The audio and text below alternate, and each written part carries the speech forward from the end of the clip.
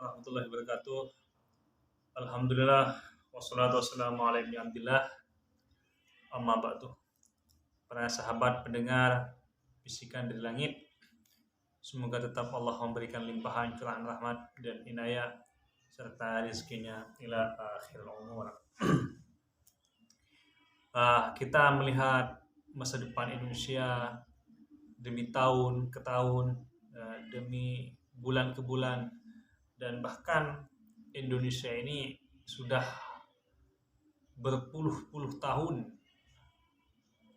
menjalani kemerdekaan sejak tahun 45 sampai tahun 2023 yang sebentar lagi akan menjelang pemilu pesta demokrasi.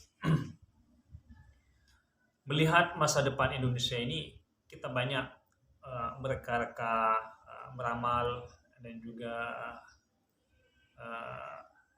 melihat apa yang akan terjadi pada masa depan Indonesia nanti.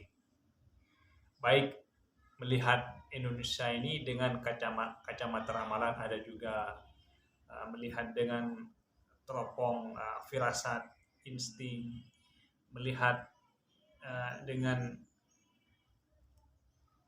situasi dan kondisi yang ada pada saat ini, yaitu ansos kalau bahasa kerennya itu, atau analisis sosial bagaimana tentang masa depan Indonesia. Banyak sebenarnya ramalan-ramalan tentang Indonesia ini, baik ramalan-ramalan yang positif maupun ramalan-ramalan yang negatif, baik yang datangnya dari para leluhur-leluhur kita maupun dari para pengamat dari dunia barat. Tapi kalau kita melihat kejadian demi kejadian, semua dunia ini dihancurkan oleh para sekelompok politisi. Kita betapa bangganya di berapa puluh tahun yang lalu sebelum Muammar Gaddafi itu dijatuhkan di Libya. Di sana rumah sakit gratis, pendidikan gratis, dan banyak rakyatnya yang mendapatkan gaji. Tapi karena ada sekelompok politisi di dunia barat yang ingin menghancurkan kekuatan Muammar Gaddafi karena dia tidak tunduk dan patuh terhadap kekuatan dunia barat, sehingga dia dijatuhkan. Itu ada memang ramalan-ramalan tentang hancurnya Muammar Gaddafi, itu ada, dan itu menjadi kenyataan. Di negara Timur Tengah yang lain, di mana Syekh Abdul Qadir Jailani di sana pernah hidup, Imam Asyadili juga pernah hidup di sana, dan Imam besar Hasan Asbasri juga pernah hidup di sana. Al-Ma'mun, Khalifah Harun al-Rashid juga pernah hidup di sana. Dan banyak ilmuwan-ilmuwan besar dan tokoh-tokoh besar di masa lalu juga pernah hidup di sana, yaitu negara Baghdad yang pernah dipimpin oleh pemimpin besar yang bernama Saddam Hussein. Di masa Saddam Hussein, stabilitas keamanan di sana sangatlah luar biasa, seperti di masa Indonesia, di masa Bapak Haji Soeharto, di masa itu.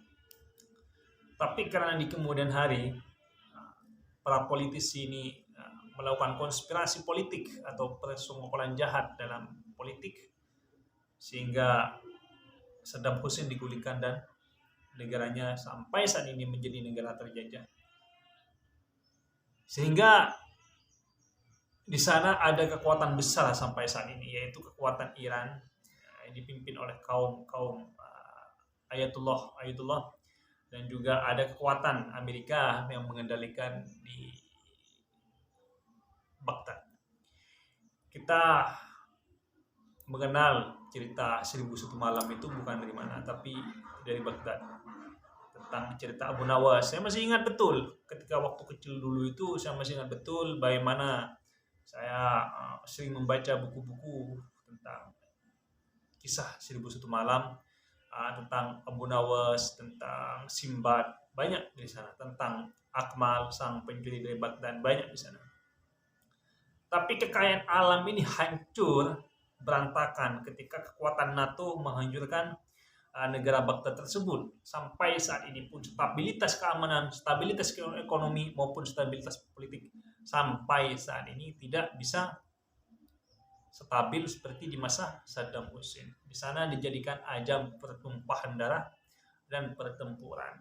Dan banyak Mossad yang dari agen intelijen Israel yang menguasai di bumi Baghdad sebelumnya. Yang menguasai pada saat ini. Walaupun di sebelum-sebelumnya sering kali Saddam Hussein mengatakan bahwa Israel akan dirobek-robek oleh Saddam Hussein. Tapi pada akhirnya inilah kekuatan politik sehingga negara Baghdad yang dipimpin oleh Saddam Hussein kalah dalam pertempuran karena satu negara melawan belasan negara. Tentara Baghdad melawan ratusan ribu tentara NATO yang dikomandani oleh Amerika Serikat di masa George Walker Bush pada saat itu. Afghanistan juga pernah seperti itu. Sekitar 20 tahun Afghanistan itu Amerika memberikan kekuasaan di situ atau sangat berkuasa di sana. Tapi di kemudian hari setelah Taliban eksis dan berani karena mungkin Amerika sudah tidak mendapatkan keuntungan di Afghanistan sehingga mereka dengan terpaksa atau dengan senang hati keluar dari bumi Afghanistan sehingga memasrahkan Afghanistan tersebut pada orang Afghanistan sendiri dan saat ini dipimpin oleh Taliban. Begitulah betapa kejamnya perpolitikan di dunia ini.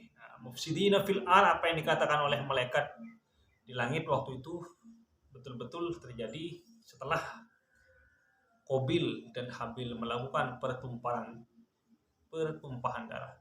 Sampai saat ini pun masih tetap itu berlaku bagi umat manusia. Yaman juga seperti itu. Sekarang ada negara Sudan yang konfliknya luar biasa. Siapa yang memainkan? Semua itu pekerjaan politisi semua itu yang membuat Baghdad itu hancur, Afghanistan itu hancur, Libya itu hancur. Itu semua pekerjaan politisi semua itu. Fitnah-fitnah di dunia ini semuanya pekerjaan politisi itu. Semuanya itu. Sehingga apa? Kita ini politisi-politisi ini diharapkan memang betul-betul bibit-bibit unggulan yang betul-betul menjadi manfaat dan memberikan kemaslahatan terhadap umat manusia dan khususnya muka bumi ini.